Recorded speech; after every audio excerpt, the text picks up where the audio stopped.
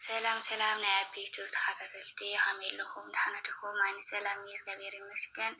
ከምቲ ሰላም ዘለኽዎ ሰላም ንክትኾንለይ በዓልቲ ምልእቲ ተስፋዬ ሕፅር ዝበለት ምስጋና መዝሙር ኣላትኒ እሞ ሓቢርና ንዘምር። በስመ አብ ወወልድ ወመንፈስ ቅዱስ አሐዱ አምላክ አሜን። በስመ ስላሴ አሚነ በደናት ድንግል ማርያም ተማጺነ ክዝመር እዮም።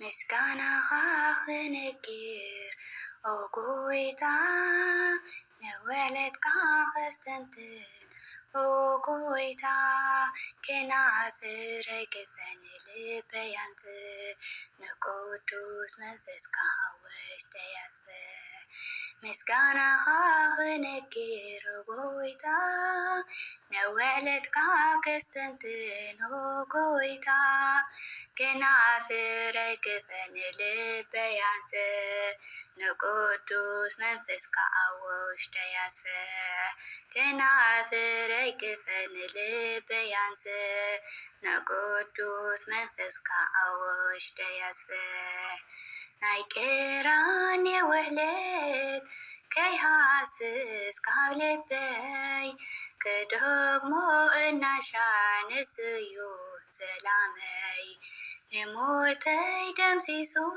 ዘደአ መንፈሰይ ካብ ጽልማት ባርነት ባልሁ ንነፍሰይ ምስጋናኻ ክነግር ኦ ጎይታ ነውዕለትካ ከስተንትን ኦ ጎይታ ከናፍር አይገፈን ልበያንት ንቅዱስ መንፈስካ ውሽጠ ያዝበ ከናፍር አይገፈን ልበያንት ንቅዱስ መንፈስካ ውሽጠ ያዝበ ንነዊሕ ዘመናት ካባኻ ርሒቐ ከቕልሎ ብመንፈስ ኣስልሚይ ወዲቐ ኣባኻ ክሕየር እኔኹ ይናፍቕ ብላዛ ቃላትካ ዘለዓለም ክሕንቅቕ ምስጋናኻ ክነግር ኦ ጎይታ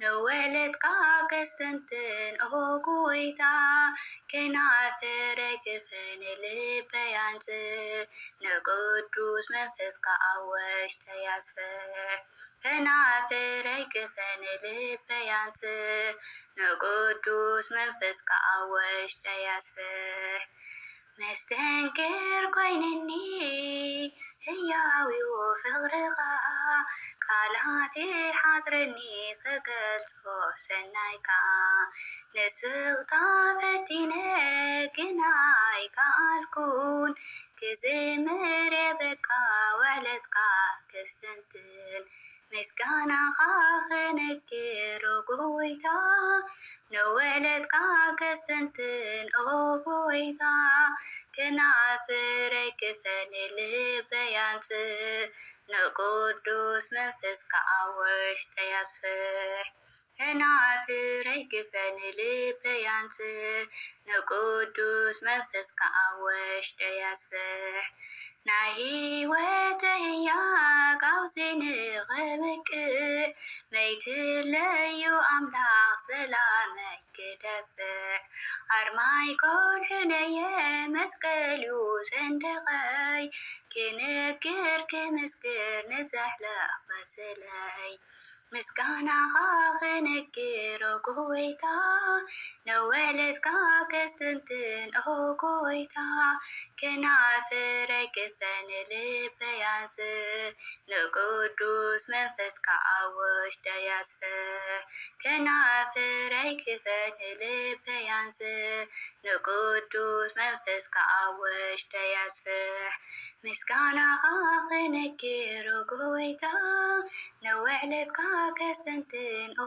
ጎይታ ከናፍር አይገፈን ልበያንት ንቅዱስ መንፈስካ ውሽጠ ያዝበ ከናፍር አይገፈን ልበያንት ንቅዱስ መንፈስካ ውሽጠ ያዝበ አሜን። ዘውደቅዎ ዘጉደልክዎ ባፈት ጓነ ቅዱሳን መላእክት ይታርምልይ።